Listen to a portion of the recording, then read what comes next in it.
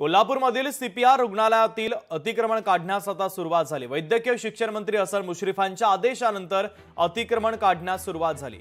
जेसीबीच्या सहाय्याने अतिक्रमण काढण्याची प्रक्रिया आणि मोहीम आता सुरू करण्यात आलेली आहे। कारवाईच्या दरम्यान पोलिसांचा मोठा बंदोबस्त देखील येथे तैनात असल्याचं दिसतंय।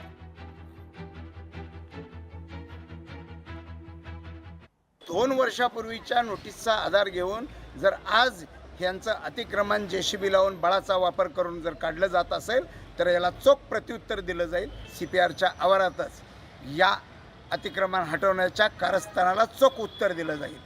या मागचा सूत्रधार कोण आहे ते शोधलं जाईल।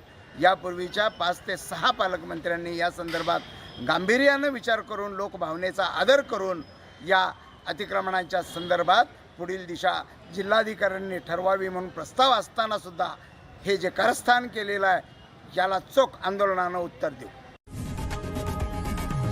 लोकशाही मराठी ऐका, पहा, जागरूक रहा।